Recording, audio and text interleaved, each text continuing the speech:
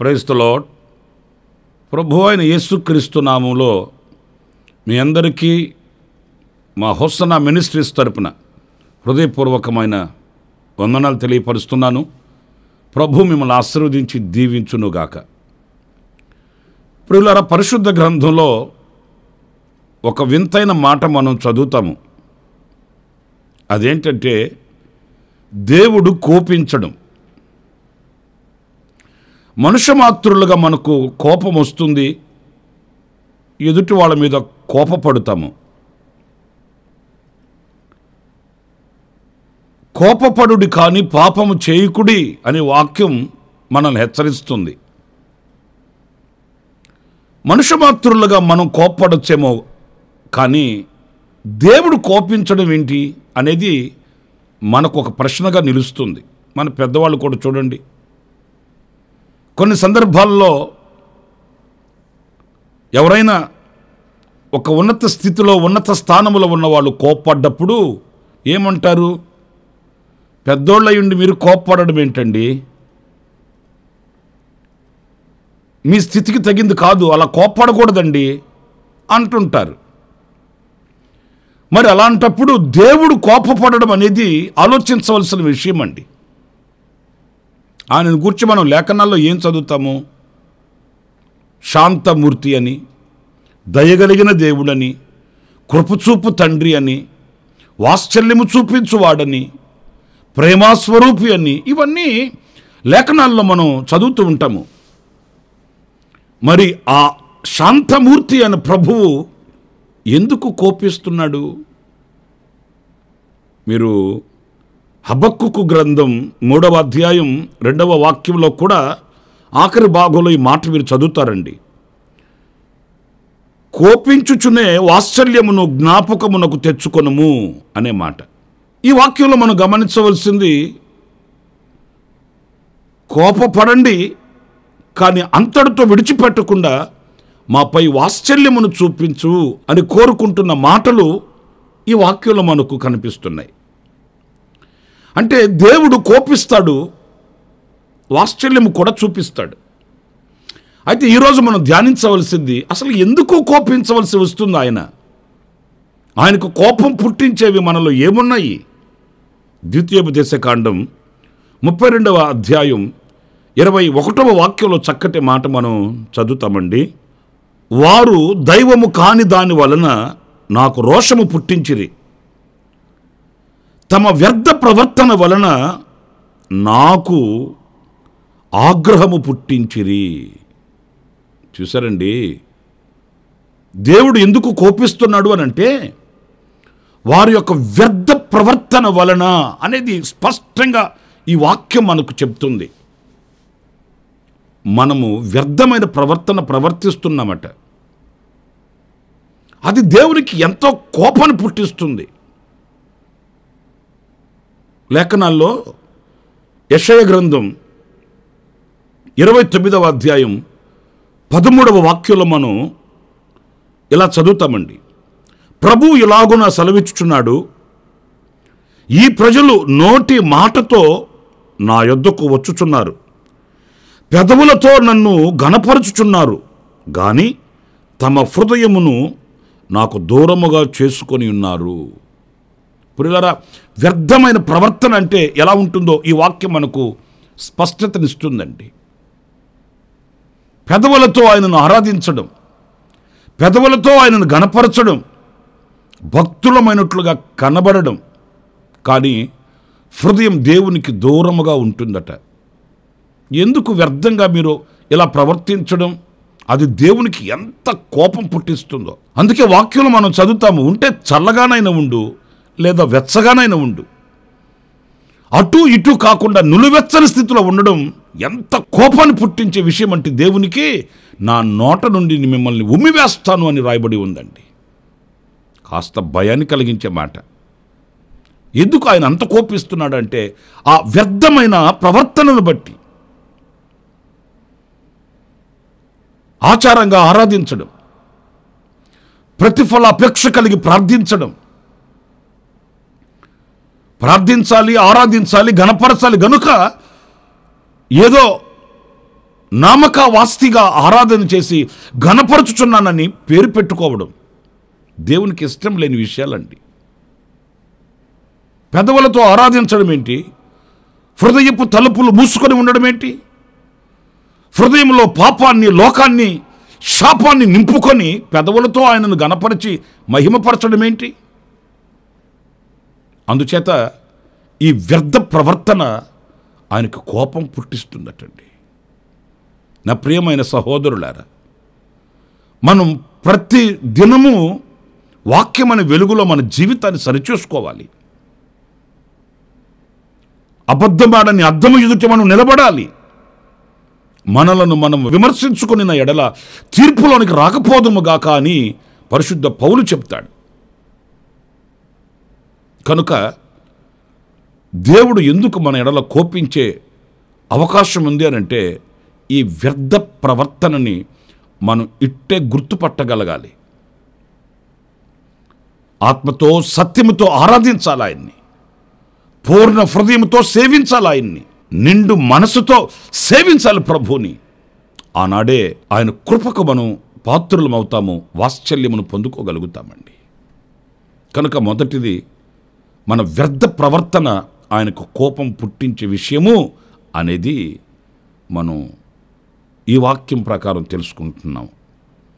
ఇంకొక మాట కూడా నేను మీకు జ్ఞాపకం చేస్తాను. అదేంటంటే నిర్గమకాండం 23వ అధ్యాయం 21వ వాక్యం.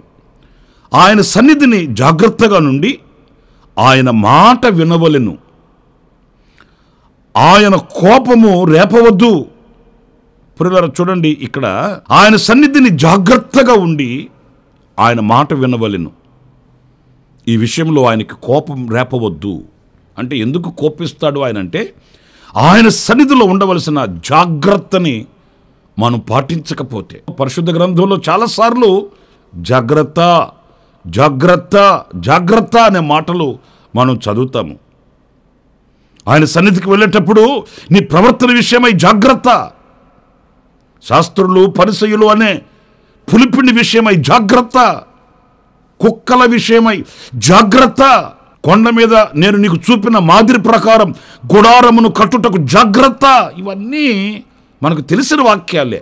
తెలిసి ఎరిగి ఆయన సన్నిధిలో మనం జాగ్రత్తగా గనక లేకపోతే ఆయనకు ఆ విషయంలో కోపం వస్తుందట. ఎందుకు కోపం వస్తుందంటే, తెలియకపోతే క్షమిస్తాడండి, ఎరుగకపోతే మన్నిస్తాడండి, తెలియక తడబడితే ఆయన మరలా చేరదీస్తాడండి. కానీ తెలిసి తెలిసి జాగ్రత్తగా లేకపోతే క్షమించడం కాదు కదా, ఆయనకు కోపము కలిగించే విషయం అండి. మీకు బాగా తెలిసిన ఒక చరిత్ర చెప్పనా? లూకాసు వార్త 15వ అధ్యాయంలో 3 విషయాలు మనం చూస్తాము. తప్పిపోయిన కుమారుడు, పోగొట్టుకొని నాణ్యము, తప్పిపోయిన గొర్రె. ఈ 3 విషయాలు ఒకే చోట వ్రాయబడి ఉన్నాయండి. కానీ విశేషమైన అనుభవం ఏంటంటే, కుమారుడు తప్పిపోయినప్పుడు, గొర్రెపిల్ల తప్పిపోయినప్పుడు ఈ 2 విషయాల్లో ఒక చక్కటి పాఠాన్ని మనం నేర్చుకోగలుగుతాము. అదేంటంటే, గొర్రెపిల్ల తప్పిపోయింది, కాపరి వెతుక్కుంటూ వెళ్ళాడు. ఆ ఒక్క గొర్రె కొరకు ఎంత శ్రమించాడో, ఆ గొర్రె దొరికినప్పుడు ఎంత ఆనందించాడో. మరి ఆ రీతిగానే కుమారుడు తప్పిపోయాడు కదా, మరి ఆ తప్పిపోయిన కుమారుడు కొరకు తండ్రి ఎందుకు వెళ్ళలేదు? తండ్రి వెతుక్కుంటూ వెళ్ళి అతనిని రక్షించుకోవచ్చు, కాపాడుకోవచ్చు కదా. గొర్రె తెలియక తప్పిపోయింది, కాపరి వెళ్ళాడు. కుమారుడు తెలియక తప్పిపోలేదు, తెలిసే తప్పిపోయాడు. అతనికి తెలుసు తండ్రికి దూరం అయితే ఏం జరుగుతుందో, సహవాసానికి దూరం అయితే ఏం జరుగుతుందో, తండ్రి ఇంటిని విడిచిపెడితే ఎలాంటి పరిస్థితులు ఎదుర్కొనవలసి వస్తుందో కుమారుడికి అన్ని తెలుసు. తెలిసి తెలిసి వెళ్ళాడు, తండ్రి వెళ్ళలేదు. గొర్రె తెలియక వెళ్ళింది, కాపరి వెళ్ళాడు. మరి మన పరిస్థితి ఏంటి? జాగ్రత్త కలిగి ఉన్నామా, లేక అజాగ్రత్తతో నాకేంటి, నాకు అన్ని తెలుసు, నేను చదవరిని, నేను ప్రార్థనాపరుణ్ణి, నేను ఆధ్యాత్మికంగా ఉన్నత స్థితిలో ఉన్నవాడిని, నాకేం జరుగుతుంది అనే అహంభావంతో మనం జాగ్రత్త లేకుండా ఆధ్యాత్మికంగా మనం పడిపోతే అది దేవునికి కోపం పుట్టించే విషయమే కానీ కనికరం మనకు కలిగించే విషయం కాదండి. నా ప్రియమైన సహోదరులారా, దేవుని సన్నిధిలో జాగ్రత్తగా ఉండే విషయాలలో మనం జాగ్రత్త కలిగి ఉండాలి, జాగరూకులమై ఉండాలి. ఆయనకు కోపం పుట్టించే విధముగా మనం ప్రవర్తించకూడదనేది ఈ వాక్యంలో మనం నేర్చుకోవలసిన పాఠం అండి. మరొక విషయం కూడా నేను మీకు జ్ఞాపకం చేస్తాను. యెహోషువ గ్రంథం 7వ అధ్యాయం 1వ వాక్యంలో మనం గమనించినప్పుడు, శపితమైన దాని విషయంలో ఇశ్రాయేలీయులు తిరుగుబాటు చేసిరి. ఎట్లనగా యోధా గోత్రములో జెరూహు ముని మనవడును జబ్ది మనవడును కర్మి కుమారుడునైన ఆకాను శపితము చేయబడిన దానిలో కొంత తీసుకొనెను గనుక యెహోవా ఇశ్రాయేలీయుల మీద కోపించెను. ఇక్కడ చూడండి, 2 విషయాలను మనం గమనించాలి. ఒకటి, శపితమైన దాని విషయంలో ఇశ్రాయేలీయులు తిరుగుబాటు చేసిరి. ఒకటి తిరుగుబాటు స్వభావము. రెండవది, దేవుడు కాదు అని చెప్పిన దానిని సంపాదించుకొని కూర్చుకొని దాచుకున్నారండి. ఇది రెండవది. ఆయనకు కోపం పుట్టించే విషయాలు చూడండి. తిరుగుబాటు చేయడం అనేది బహు పాపం అండి. చేసేది చేస్తూనే మేమేం చేయలేదండి అని చెప్పడం. ఏ విషయంలో మేము పాపం చేసాము, ఏ విషయంలో మేము విరోధులమయ్యాము, ఏ విషయంలో మీరు మమ్మల్ని తప్పుపడుతున్నారు అని తిరుగుబాటు చేస్తూ వచ్చారు. క్షమించమని కోరుకోవడానికి బదులుగా, మన్నించమని ప్రార్థించడానికి బదులుగా తన పాపాన్ని కప్పిపెట్టుకోవడం, తన అవిధేయతల్ని దాచిపెట్టుకోవడం దేవునికి కోపం పుట్టించే విషయం అండి. అతిక్రమములను ఒప్పుకొని వాడు కనికరింపబడతాడని వాక్యం చెబుతుంది. కానీ అలా వాళ్ళు ఒప్పుకోలేదు, తిరుగుబాటు చేశారట దేవుని మీదనే. మీరు మలాకి గ్రంథంలో చూస్తారు కదా, మేము ఏ విషయంలో పాపం చేసాము, ఏ విషయంలో మిమ్మల్ని మేము గణపరచలేదు, ఏ విషయంలో మేము లోపడలేదు అంటున్నారంటండి. కనుక ఆ తిరుగుబాటు మంచిది కాదండి, మంచిది కాదు. రెండవది, దేవుని మాటకు విరోధంగా సంపాదించుకొని కూర్చుకోవడం. ఆయన చెప్తూనే ఉన్నాడు ఇవి మీకు అవసరం లేదు అని, కానీ వాటిని కూర్చుకొని దాచుకొని వాటి మీద మనసు పెట్టినందువలన ఆయనకి కోపం వచ్చింది. ఈరోజు లోకంలో చాలామందిని మనం చూస్తున్నామండి. దేవునికి విరోధంగా ఎన్నో కూర్చుకొని, ఎన్నో పేర్చుకొని, ఎన్నో దాచుకొని ఈ సంపదల వైపు మనసు పెట్టి పరుగులు తీస్తున్న ప్రజల్ని మనం చూస్తున్నాము. నా ప్రియ సహోదరులారా, అబ్రహాము ఆయనకి వాగ్దాత భూమిని ఇచ్చినప్పటికీ కూడా దేవుడు దేనికి శిల్పియు నిర్మాణకుడై ఉన్నాడో ఆ పునాదులు కలిగిన ఆ పట్టణం కొరకు వేచి చూస్తూ పరవాసిగా బ్రతికెను అని వ్రాయబడి ఉందండి. చాలా శ్రేష్టమైన మాట, చాలా శ్రేష్టమైన అనుభవం అండి. దేవుడు దేనికి శిల్పియు నిర్మాణకుడై ఉన్నాడో ఆ పునాదులు కలిగిన పట్టణం అంటే ఇప్పుడు మనం నివసించే ఈ పట్టణం, ఈ భూతలం పునాదులు లేనిదనే కదా. ఏనాడు ఏమైనా కావచ్చు, ఎప్పుడు ఏం జరుగుతుందో మనకు తెలియకపోవచ్చు. కానీ అబ్రహాము దేవుని చేత కట్టబడుచున్న ఆ మహిమ కలిగిన పట్టణం కొరకు వేచి చూచాడు. ఆయన పరవాసిగా బ్రతికాడట. నా ప్రియ సహోదరులారా, నేను 3 విషయాలు మీతో చెప్తూ వచ్చాను. ఎందుకు కోపించాడు ఆయన అంటే, మొదటిది వ్యర్థ ప్రవర్తనను బట్టి. 2, ఆయన సన్నిధిలో మనం ఉండవలసిన జాగ్రత్తను కలిగి ఉండకపోవటంను బట్టి. 3 తిరుగుబాటు, లోక సంబంధమైన సంపద. ఇవి ఆయనకు కోపం పుట్టించేవి. మరి ఈ రోజున మనం ఎలాగా నడిపించబడుతున్నాము? ఆయనకు ప్రీతికరమైన కుమారులుగా, కుమార్తెలుగా, ఆయనకు సంతోషాన్ని కలిగించే సంతతిగా, ఆయన హృదయంలో నెమ్మదిని పుట్టించే విశ్వాసిగా బ్రతుకుతున్నామా? లేకపోతే కోపాన్ని రేపుతూ కోపించుకునైనా అని ప్రార్థన చేస్తున్నామా?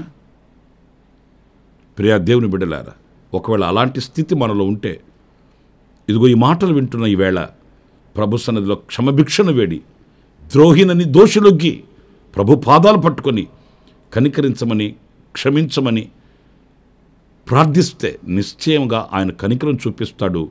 ఇకనైనా మనం జాగరూకులమై ఆయనకు ఏది ప్రీతికరమో పరీక్షించి తెలుసుకొని వెలుగు సంబంధుల వలె నడుచుదుముగాక.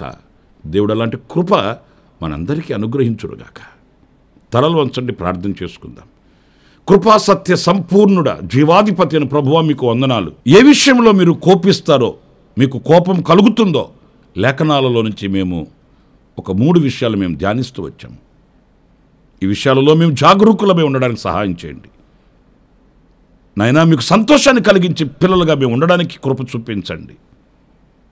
మా యందు మీరు ఆనందించేటట్లుగా, ఆ వివేకము మాలో కలిగేటట్లు మీరు సహాయం చేయమని, తెలిసి ఏది చేయక జాగ్రత్త కలిగి వాక్యపు వెలుగులో మా జీవితాన్ని సరిచేసుకుంటూ మేము నడిపించబడడానికి కృప చూపించమని వేడుకొనుచున్నాను నాయనా. మమ్మల్ని మరొక్కసారి నీ రక్తంతో కడిగి శుద్ధి చేసి పవిత్రపరిచి మమ్మల్ని మీ కౌగిలిలో దాచి ఉంచుకున్నామని మమ్మల్ని మీ చేతులకు సమర్పించుకుంటూ యేసు నామములో ప్రార్థన చేసి వేడుకొనుచున్నాను తండ్రి. Amen, amen. ప్రభు మిమ్మల్ని ఆశీర్వదించి దీవించునుగాక. ఈ దినమంతా విశేషమైన కృప నా దేవుడు మీకు సమృద్ధిగా అనుగ్రహించునుగాక. ఆమెన్. ప్రతి దినము ఈ అనుదిన కృపాను సందేశాల కొరకు, ఇంకా మరిన్ని ఆత్మ సంబంధమైన సందేశాల కొరకు ఈ మా యూట్యూబ్ ఛానల్ ని సబ్స్క్రైబ్ చేసుకోండి. Pastor Ramesh, ministries.